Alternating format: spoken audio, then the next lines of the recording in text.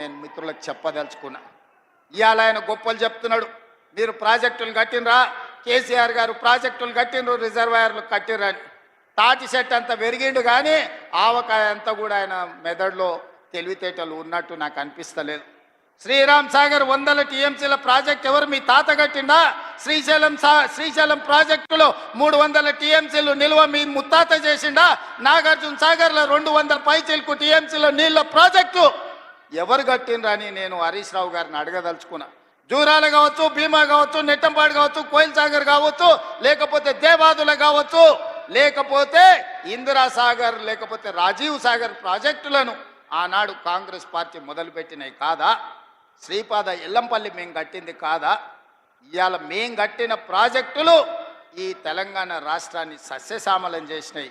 మీరు కట్టిన కాళేశ్వరం కూలినాక తెలంగాణ రాష్ట్రం 1,56,00,000 మెట్రిక్ టన్నుల వడ్లను పండించి ఆ వడ్ల గిట్టుబాటు ధరనే కాదు 500 రూపాయల బోనస్ ఇచ్చి కొనుక్కున్న ప్రభుత్వం కాంగ్రెస్ పార్టీ అని చెప్పి నేను ఈ సందర్భంగా చెప్పదలుచుకున్నాను. హరీష్ రావు గారు నాకు సవాల్ విసురుతున్నాడు. మీరు ప్రాజెక్టు లేడగట్టినరు, రిజర్వాయర్ లేడగట్టినరని. నేను హరీష్ రావు గారికి టీఆర్ఎస్ నాయకులకు సవాల్ విసిరదలుచుకున్నా. పిల్లకాకులతో నాకెందుకు కానీ అసలైన ఆయన రమ్మని ఆయనతోనే మాట్లాడతా.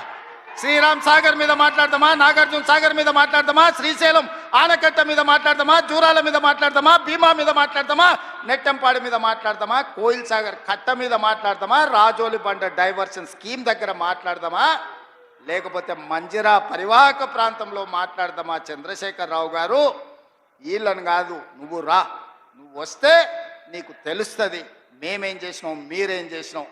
తెలిసి తెలవక ఉడికిందో ఉడకక ఉరుకులాడుతున్నారు నీ అల్లుడు, నీ కొడుకు. వాళ్ళకు పిల్లకాకులకేం తెలుసు, ఉండేలు దెబ్బ అని వెనకడికి చెప్పారు. నీకు తెలుసు కదా మా దెబ్బ ఎట్లుంటుందో, కాంగ్రెస్ పార్టీ కార్యకర్తల దెబ్బ. 2023 డిసెంబర్ 3 నాడు చూసినావు కదా మా కార్యకర్తల దెబ్బ. అందుకే ఇవాళ ఆయన మొహం జల్లక ఫామ్ హౌస్లో దాచుకొని ఇవాళ వీళ్ళను ఉసిగొల్పుతున్నాడు. ఏమన్నా అంటే పెద్ద మనిషిని అట్లా అంటారా అంట. పెద్ద మనిషిలాగా వ్యవహరించాలి కదా అని నేను అంటున్నాను. ఆయన అనుభవాన్ని తెలంగాణ కోసం వాడా? అధికారం పోతే బయటికి రాడా? బయటికి రానప్పుడు ప్రతిపక్ష హోదా ఎందుకు? 58 లక్షల జీతం ఎందుకు? 15 నెలల చంద్రశేఖరరావు గారికి తెలంగాణ రాష్ట్ర ప్రభుత్వం 58 లక్షల రూపాయల జీత భత్యాలు ఇచ్చి వందలాది మంది పోలీసుల పహారను వారికి కల్పించింది. నేను అడుగుతున్న వారిని, నేను అడుగుతున్న మీడియా మిత్రులని, నేను అడుగుతున్న ఈడుకొచ్చిన మా అక్క చెల్లెలని, అక్క మనం ఎక్కడైనా జీతం ఉంటే నెల జీతం ఇచ్చిన యజమాని ఎందుకు వస్తలేవని అడగడా? ఇంట్లో వండుకుంటే అని నేను అడుగుతున్నా. మన దగ్గర ఉన్నోడు ఎవడైనా, మన దగ్గర ఉండే టీచర్ అయినా, ఎస్ఐ అయినా, కానిస్టేబుల్ అయినా, ఏ ప్రభుత్వ ఉద్యోగైనా జీతం తీసుకుంటే జీతానికి రాకపోతే, ఉద్యోగానికి రాకుంటే జీత భత్యాలు 15 నెలలు తీసుకునేది ఎక్కడైనా ఉన్నదా? ఈ వెసులుబాటు ఎక్కడైనా ఉన్నదా అని నేను అడుగుతున్నా. మీడియా మిత్రులను కూడా అడుగుతున్నా. వారం రోజులు మీరు రిపోర్టు చేయకపోతే మీ యజమానులు ఊరుకుంటారా? ప్రతి నెల క్రమం తప్పకుండా జీత భత్యాలు తీసుకుంటున్న చంద్రశేఖరరావు గారు, మీరు ఫామ్ హౌస్లో వండుకొని ఏం సందేశాన్ని ఇవ్వదలుచుకున్నారు? అధికారం ఉంటే ఉంటా, లేకపోతే అలిగి పండుకుంటా అనేదా మీ విధానం అని నేను అడుగుతున్నా. మీకు అనుభవం ఉందంటుండ్రు, మీకు అపారమైన జ్ఞానం ఉందంటుండ్రు, 80,000 పుస్తకాలు చదివిన విజ్ఞాన గని మీరు అంటుండ్రు. మీ అనుభవము, మీ విజ్ఞానము తెలంగాణ ప్రజల కోసం ఉపయోగించరా అని నేను అడుగుతున్నా. మీరైతే 1,00,000 కోట్ల రూపాయలు సంపాదించుకున్నారు, టీవీలు పెట్టుకున్నారు, పేపర్లు పెట్టుకున్నారు, ఫామ్ హౌస్లు కట్టుకున్నారు. నువ్వు గజ్వేల్లో కట్టుకుంటే నీ కొడుకు జన్వాడలో కట్టుకున్నాడు, నీ అల్లుడు మొయినాబాద్లో కట్టుకున్నాడు, నీ బడ్డ శంకర్పల్లి దగ్గర ఫామ్ హౌజులు 100 ఎకరాలలో కట్టుకున్నారు. మరి తెలంగాణ ప్రజలు ఉన్న భూములు అమ్ముకొని ఆత్మహత్యలు చేసుకుంటుంటే ఈ ట్రిక్ ఏదో మాకు చెప్పరా? తెలంగాణ ప్రజలకు ఆయన ఏదో క్యాప్సికం పండిస్తేనే ₹1,00,00,000 ఎకరాకు వస్తుంది అన్నాడు. ఆ టెక్నిక్ ఏదో తెలంగాణ రైతాంగానికి చెప్పవా కేసీఆర్ గారని నేను అడుగుతున్నా. ఈరోజు తెలంగాణ రాష్ట్రం వచ్చిన తర్వాత చంద్రశేఖరరావు గారు వారి కుటుంబ సభ్యులు 1,00,000 కోట్ల రూపాయలు ఎట్లా సంపాదించుకుర్రు?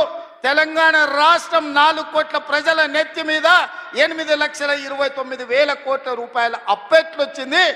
మాకు అప్పులు ఎట్లా పెరిగినాయి పాపాల పుట్టలెక్క, మీ ఆస్తులు ఎట్లా పెరిగినాయి 1,00,000 కోట్లకని నేను ఈ వేదిక మీద నుంచి పెద్దలు చంద్రశేఖరరావు గారిని సవినయంగా అడుగుతున్నా, గౌరవప్రదంగా వారికి విజ్ఞప్తి చేస్తున్నా. మీ 1,00,000 కోట్ల సంపాదన నైపుణ్యం ఏందో మా నిరుద్యోగ యువకులకు చెప్పండి. 1,00,00,000 రాకపోయినా నెలకు 1,00,000 రూపాయలు సంపాదించుకునే నైపుణ్యం మా నిరుద్యోగ యువకులు నేర్చుకుంటారని నేను అడుగుతున్నా. ఒకవేళ నీకు రావడానికి ఇబ్బంది అయితే విడతల వారీగా 1000 మందిని నీ దగ్గరికే ఫామ్ హౌస్కు పంపిస్తా. ఆ విద్య ఏందో వాళ్ళకు నేర్పమని చంద్రశేఖరరావు గారికి విజ్ఞప్తి చేస్తున్నా. ఎందుకంటే ప్రతి నెల 3,92,000 రూపాయలు మీరు జీత భత్యాలు తీసుకుంటున్నారు కదా. తీసుకున్న జీతం కింది కన్నా తెలంగాణ యువకులకు ఈ శిక్షణ ఇవ్వమని చంద్రశేఖరరావు గారిని నేను అడుగుతున్నా. ఇవాళ వాళ్ళందరూ ఏందో పోయినట్టు కొల్లగొట్టకపోయినట్టు వాళ్ళ ఆస్తిని తుఫాను వస్తే దివిసీమ తుఫాన్లో మొత్తం సర్వం కోల్పోయిన వాళ్ళు వెనకటికి మనకు ఊర్లలో కడుక్కునేటోళ్ళు వచ్చేటోళ్ళు ఈడ జర సీనియర్లు ఉంటే తెలుసు. దివిసీమ తుఫాన్లో సర్వం కోల్పోయినాం, మాకేమని ఉంటే బతకడానికి వచ్చినామని గ్రామాలకు వచ్చేటోడు. దివిసీమ తుఫాన్లో కొట్టుకపోయిన వాళ్ళకంటే వాళ్ళ కుటుంబం దిగాలు పడిపోయి ఉన్నారు. అధికారం శాశ్వతం అనుకున్నారా అని నేను అడుగుతున్నా. అందుకే మిత్రులారా, ఆనాడు ధనిక రాష్ట్రాన్ని ఈనాడు చంద్రశేఖరరావు గారి కుటుంబం దివాలా తీయించింది. దివాలా తీసిన ముక్కబోని ధైర్యంతో ఈ రాష్ట్రాన్ని పట్టాల మీద ఎక్కించి తెలంగాణ రాష్ట్రాన్ని అభివృద్ధి పదం వైపు నడిపిస్తున్నాం. అందుకే ఈరోజు స్టేషన్ గద్పూర్లో 800 కోట్ల రూపాయలతో అభివృద్ధి కార్యక్రమాలను తీసుకున్నాం. కొన్ని విషయాలు ఆడబిడ్డల విషయం కావచ్చు, ఆర్టీసీ బస్సులు ఇవ్వడం కావచ్చు, లేకపోతే సోలార్ పవర్ ప్లాంట్లు కావచ్చు, ఎన్నడైనా వాళ్ళు ఆలోచన చేసిండ్రా ఈ ఆడబిడ్డలను ఆదుకోవాలని?